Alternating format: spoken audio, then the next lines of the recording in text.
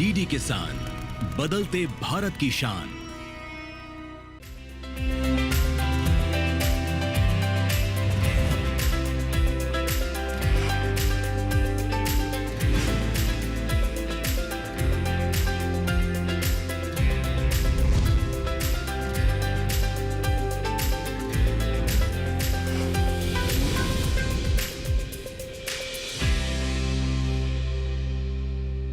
नमस्कार, आप देख रहे हैं दूरदर्शन किसान चैनल। मैं अदिति शर्मा सफल किसान कार्यक्रम में आप सभी का स्वागत करती हूँ। प्रकृति कभी कोई कुचक्र नहीं रचती, लेकिन हर इंसान को उसके कर्मों का फल जरूर मिलता है। खेती की ही बात कर लें तो अधिक पैदावार के लिए किसानों ने रसायनों का अंधाधुंध उपयोग किया, लेकिन जब उसके कुप्रभाव नजर आने लगे, खेती और स्वास्थ्य के समीकरण बिगड़ने लगे, तो ऐसे में कृषि आधारित शोध में पाया गया कि खेती और स्वास्थ्य के समीकरण को अगर सुधारना है, जो पैदावार है उसकी गुणवत्ता को बढ़ाना है, तो जैविक खाद युक्त खेती करनी पड़ेगी। इसी सोच को आगे बढ़ाते हुए किसान परिवार से ताल्लुकात रखने वाले महेंद्र सिंह और पुष्पेंद्र सिंह ने गाय और खेती की जुगलबंदी की और अपने खेतों में अनेकों फसलें उगाई, और उनकी ये जो जुगलबंदी है ये कामयाब भी रही और आज वो खेती से भरपूर लाभ ले रहे हैं। तो फिर चलिए चलते हैं उत्तर प्रदेश के बिजनौर की ओर, जानते हैं कि महेंद्र सिंह और पुष्पेंद्र सिंह की खेती और गाय से संबंधित ये जुगलबंदी आखिर है क्या।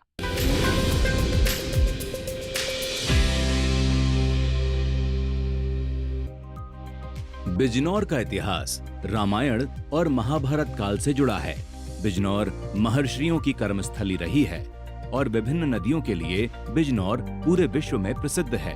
जलवायु और मौसम अनुकूल होने के कारण यहाँ हर तरह की खेती होती है। रबी खरीफ फसलों के साथ जैविक सब्जियां भी उगाई जाती हैं। किसानों की आमदनी बढ़ाने के लिए आधुनिक और तकनीकी खेती भी शुरू हो चुकी है। महेंद्र सिंह पहले अपने खेतों की उपज बढ़ाने के लिए फर्टिलाइजर जैसे यूरिया और जहरीले कीटनाशक का इस्तेमाल करते थे। अब उनकी खेती जैविक होती है। गोमूत्र, गोबर से जैविक खाद और कीटनाशक बनाते हैं, अपने खेतों में इस्तेमाल करते हैं और दूसरे किसानों की मदद भी करते हैं। कामयाबी उन्हीं के कदम चूमती है जिनका जीवन साधारण और सोच असाधारण होती है। महेंद्र सिंह और उनके बेटे पुष्पेंद्र कुमार की कामयाबी का राज सादा जीवन, उच्च विचार है। पैतृक खेती अधिक होने के कारण महेंद्र सिंह पढ़ाई न कर सके और खेती करने लगे। मेरठ कृषि विश्वविद्यालय से बेटे पुष्पेंद्र ने पढ़ाई करके कृत्रिम गर्भाधान यानी AII आर्टिफिशियल इंसेमिनेशन में डिप्लोमा हासिल किया और गोवंश की वृद्धि के लिए काम करने लगे। जनपद बिजनौर, तहसील नगीना, गांव मिर्जालपुर के रहने वाले बाप बेटे की जुगलबंदी की सराहना गांव के लोग भी करते हैं। महेंद्र सिंह अपने 6 एकड़ खेत में गन्ना, धान, गेहूं, रागी, आम, बेल और सब्जियों की खेती करते हैं। फसल की अच्छी पैदावार लेने के लिए डाई यूरिया और कीटनाशक का प्रयोग करते थे, लेकिन जब से जैविक खाद की जानकारी हुई, देसी गाय पालना शुरू कर दिया। आज उनकी डेयरी में साहिवाल नस्ल की 4-5 गायें हमेशा रहती हैं। महेंद्र सिंह गाय के गोबर से जैविक खाद बनाते हैं और गोमूत्र से कीटनाशक दवाइयाँ। इससे उनकी उपज अच्छी होती है और खेती की लागत में भी कमी आई है। मैं यहाँ ये गौ माता की गौमूत्र से खेती करता हूँ। ये पालन पोषण के लिए मैट पड़ी है यहाँ पहले, जिससे उसके दूध पर कुछ ज़्यादा बांक में गड़बड़ ना हो, और इसका गौमूत्र इसमें हौज में इकट्ठा करते हैं। उसके बाद हमने इसको छान करके डिब्बों में उसको ड्रम में कन्वर्ट कर लिया।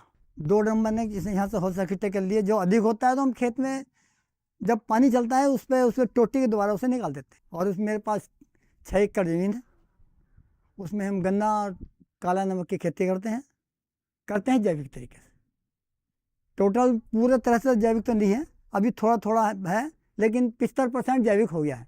एक ड्रम में हमने ताज़ा गोबर लिया, ताज़ा गौमूत्र लिया, 2 किलो गुड़, 2 किलो बेसन और बड़की ताज़ी मिट्टी करीब आधा 1 किलो, 200 लीटर पानी में उसको जो हम कन्वर्ट करते हैं। 5-7 दिन के बाद तैयार हो जाता है।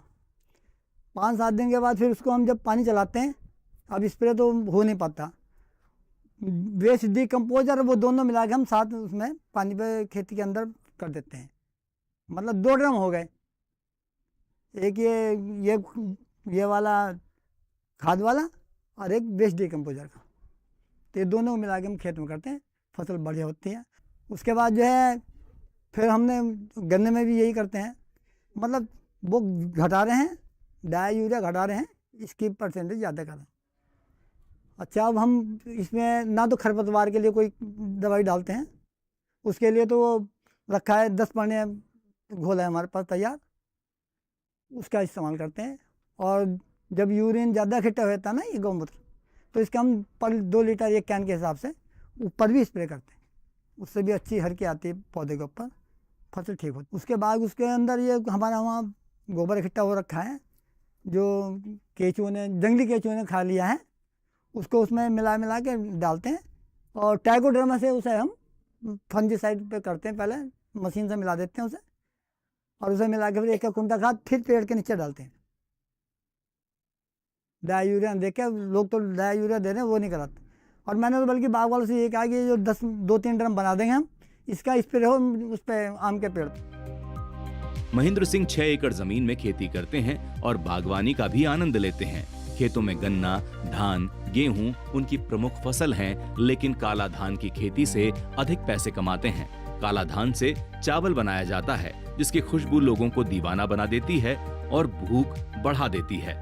काले चावल में जिंक, आयरन और विटामिन होती हैं। औषधीय गुणों के कारण बाजार में इस चावल की अधिक मांग है और इस चावल की कीमत अच्छी मिलती है। महेंद्र सिंह बाजार में काले चावल को 250 रुपए से 300 रुपए प्रति किलो के भाव में बेचते हैं और अच्छा मुनाफा कमाते हैं।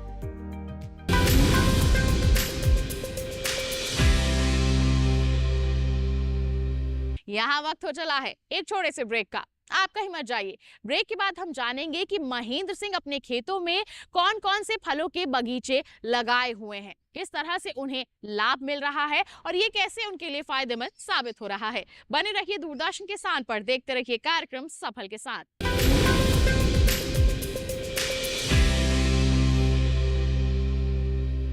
कौन कौन सी एग्री इंडस्ट्रीज यहाँ पर पार्टिसिपेट कर रही हैं और किसान के लिए क्या कुछ यहाँ पर खास होने वाला है। हालांकि नारियल के पेड़ को कीड़ा लगना क्योंकि ये दिखता है कि अगर उसके ऊपर पेस्टिसाइड का प्रयोग हो रहा है तो कहीं ना कहीं उसका कंटेंट जो है वो उस नारियल के अंदर भी जा रहा होगा। दिया जहाँ पे हम जैसे यंग एंटरप्रेन्योर्स अपने आप को रिप्रेजेंट कर सकते हैं, and specially women entrepreneurs like us जो डेयरी में बहुत कम है अपने आप को रिप्रेजेंट कर पा रहे हैं। जिस हिसाब से किसान को रेट मिलेगा, जिस हिसाब से किसान को कैटल फीड मिलेगा, जिस हिसाब से किसान को प्रोडक्शन मिलेगा, उस हिसाब से हमारा दूध उत्पादन बढ़ेगा। क्योंकि इस बार हम आपको लेकर के आए हैं इंडिया इंटरनेशनल ट्रेड फेयर में। सभी सवालों के जवाब के लिए देखिए अपना कमोडिटी एक्सपर्ट के खास कार्यक्रम अंतर्राष्ट्रीय व्यापार मेला विशेष, इस शुक्रवार रात 9 बजे भाग 1 नारियल और शनिवार शाम 4 बजे भाग 2 दुग्ध उत्पादन, सिर्फ दूरदर्शन किसान चैनल पर।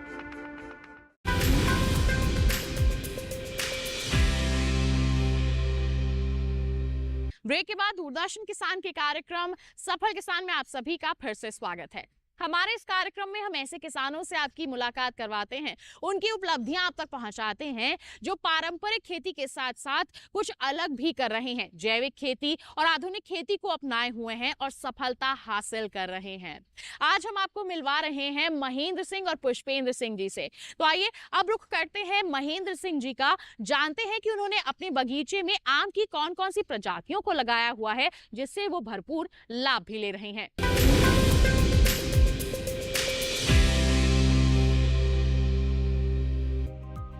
आम का ये बगीचा महेंद्र सिंह जी का है। इस बगीचे में विभिन्न प्रकार के आम लगे हैं, कई कलमी हैं तो कुछ देसी भी हैं। कलमी आमों में चौसा, दशहरी, काला कलमी, लंगड़ा बगीचे की शोभा बढ़ाते हैं। इसके अलावा कई अन्य पेड़ भी हैं जिनमें बेल फल, कटहल, महुआ, जामुन, नींबू मुख्य हैं।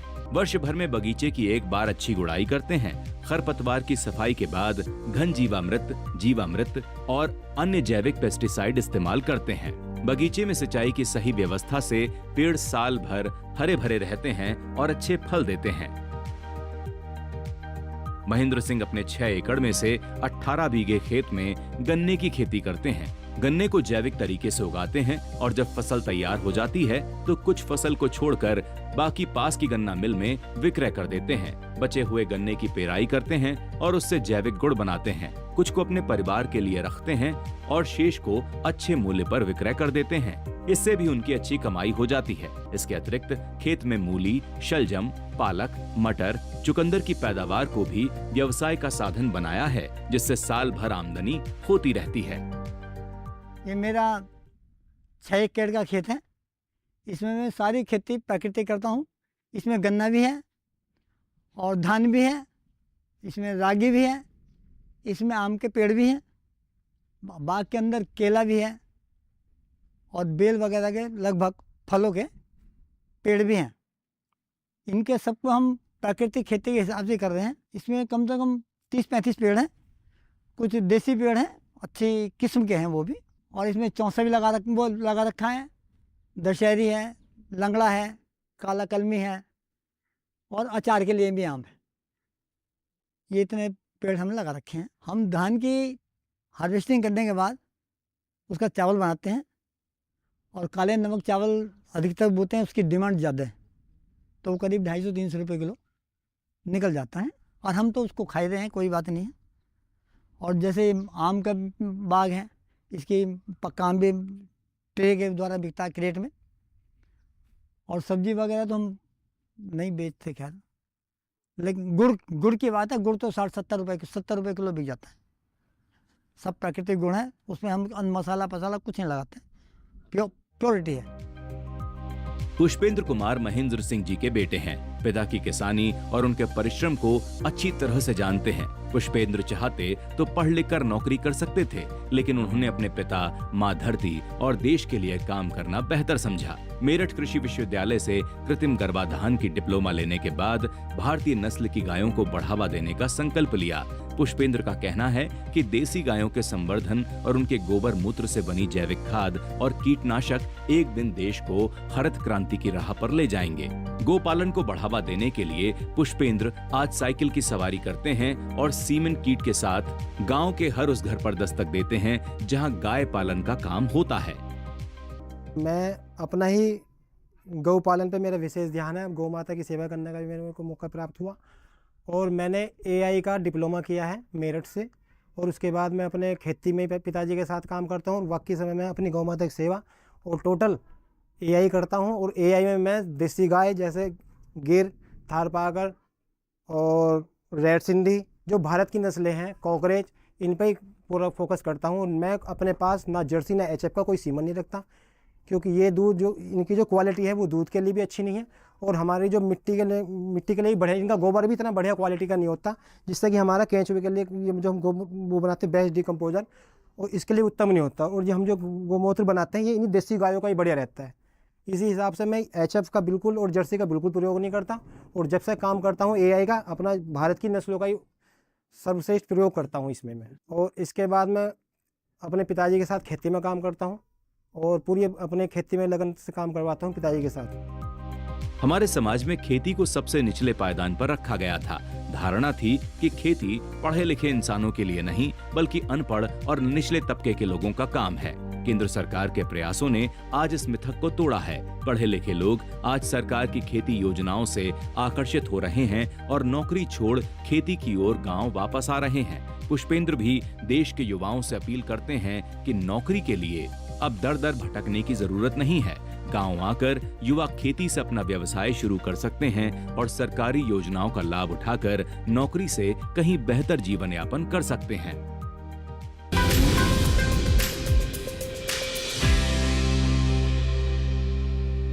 कार्यक्रम में फिलहाल रुक रहे हैं एक और छोटे से ब्रेक के लिए, तो आप कहीं मत जाइए। ब्रेक के बाद हम कृषि विशेषज्ञों की राय जानेंगे कि किस तरह से किसानों की मदद हो रही है सरकार द्वारा, जिससे वो आगे बढ़ने के लिए प्रोत्साहित हो रहे हैं। बने रहिए दूरदर्शन किसान पर, देखते रहिए कार्यक्रम सफल किसान।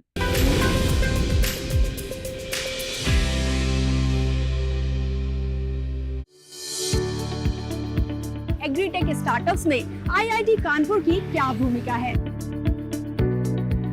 एग्रीकल्चरल वेस्ट से एडवांस मटेरियल बनाने की कोशिश कर रहे हैं, जिसमें nano silica, micro crystalline cellulose and lignin है। लोग बहुत सारे मेथड यूज करके, मल्टीपल स्टेप यूज करके हम लोग उसको कार्बन फ्री रॉ मटेरियल से अपने यूटिलाइज का मटेरियल बना लेते हैं। देखिए कृषि स्टार्टअप की सीरीज एग्रीटेक स्टार्टअप्स 30 नवंबर से हर शनिवार रात 9:30 बजे और पुनः प्रसारण सोमवार शाम 4 बजे।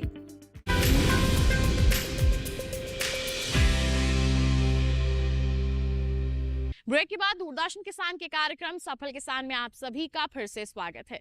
हमारे देश में हमेशा से ही किसानों की जो हालत है वो ऐसी नहीं थी। पहले हमारे किसानों की हालत बहुत ही लचर थी, लेकिन जब मोदी सरकार ने 2014 में कार्यभार संभाला तो उन्होंने सबसे ज्यादा ध्यान दिया किसान और धरती के सुधार पर। जी हाँ, हमारे किसानों की हालत सुधारने के लिए, उनकी आय को दोगुना तिगुना तक बढ़ाने के लिए कई तरह के प्रयास लगातार किए गए और वो अभी भी जारी हैं। इन्हीं सरकारी प्रयासों का जो लाभ है हमारे किसानों को मिल रहा है, क्योंकि हमारी सरकार की मंशा ही है हमारे किसानों का विकास हो सके, वो आर्थिक रूप से सशक्त हो सके, और ऐसा ही आजकल नजर भी आ रहा है। आइए इसके बारे में जानकारी हासिल करते हैं।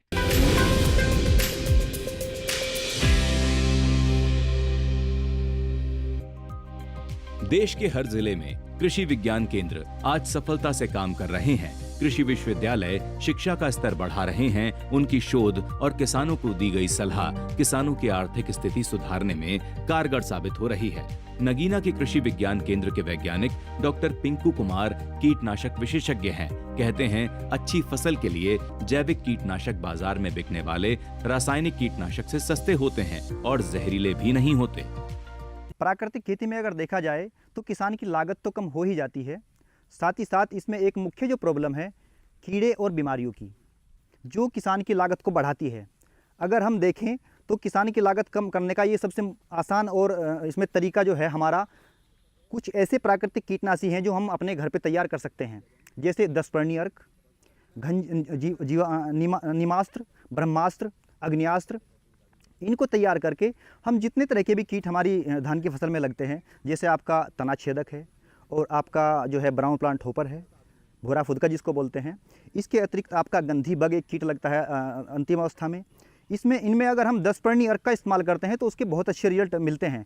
10 पर्णी अर्क को जो है हम लोग अपने जो नेचुरल पौधे हैं, जैसे आपका आकड़ा है, मदार है, इसके अलावा करंज है, आपका गेंदा है, गुड़हल है और पपीता है, इस तरह के इंडिजिनियस पौधों को जो है समावेश करके हम लोग जो है 10 पर्णी अर्क बनाते हैं। उसमें गाय के मूत्र और गोबर का बहुत मतलब महत्वपूर्ण स्थान है।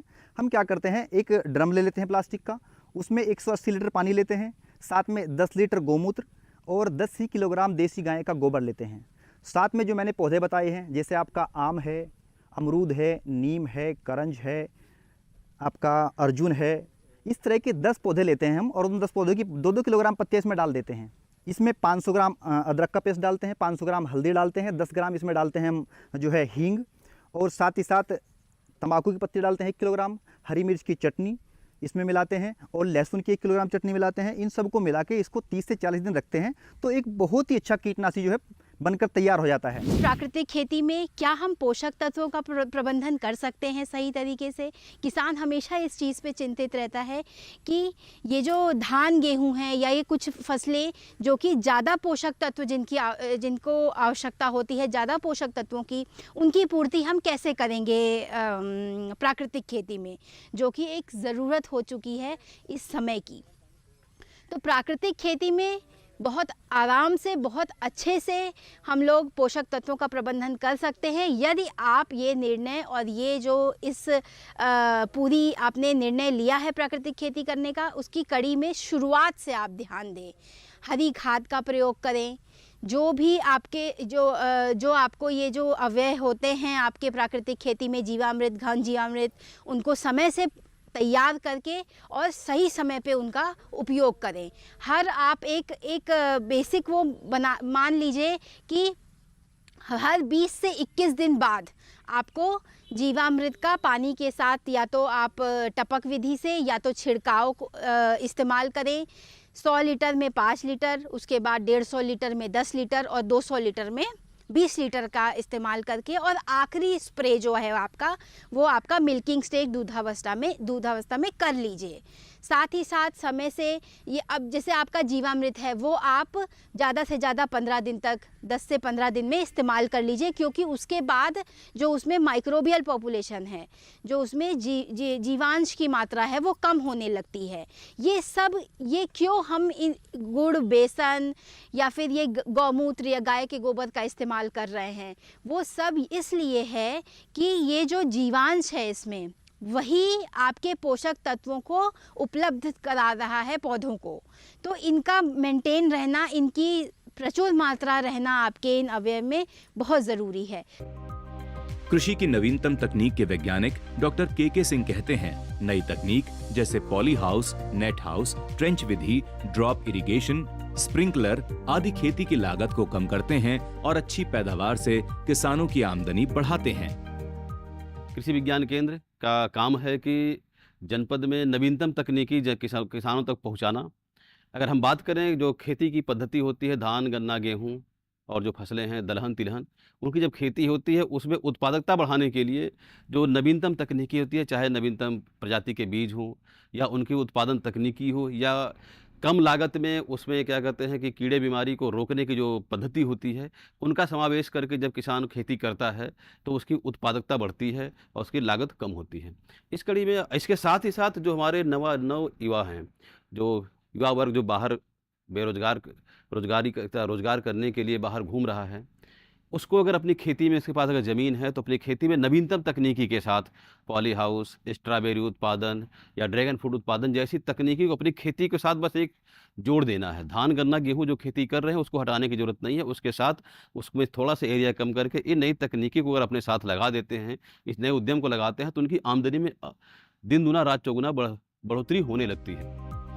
खेती के नए नए तरीके आज किसानों के हौसले बढ़ा रहे हैं। किसानों के लिए बीज, खाद और पानी की व्यवस्था पहले किसी जंजाल से कम नहीं थी।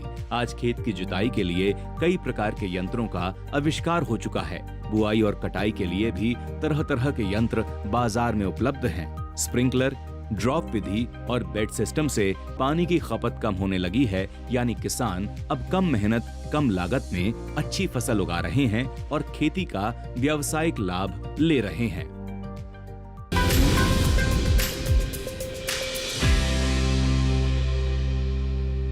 तो ये थी हमारे आज के सफल किसान महेंद्र सिंह और पुष्पेंद्र सिंह की सफलता की कहानी। हमने जाना कि किस तरह से उन्होंने जैविक खेती को अपनाकर अपने जीवन में बदलाव लाया है। उम्मीद करते हैं उनकी दास्तान को जानकर आप उनसे जरूर प्रेरित हुए होंगे। साथ ही आपको बता दें, ऐसी ही कोई अनोखी दास्तान अगर आपके पास भी है जो आप हम तक पहुंचाना चाहते हैं, आप उसके लिए हमें ईमेल कर सकते हैं। ईमेल आईडी है safalkisan@gmail.com। आप हमें पत्र लिख सकते हैं। पता है हमारा सफल किसान, कमरा नंबर 77, CPC दूरदर्शन, खेलगांव, नई दिल्ली 110049। तो किसान भाइयों बहनों, इसी वादे के साथ अगले अंक में हम एक ऐसी ही अनोखी दास्तान लेकर फिर से होंगे हाजिर। तब तक के लिए हमें दीजिए इजाजत, लेकिन आप बने रहिए दूरदर्शन किसान पर। नमस्कार।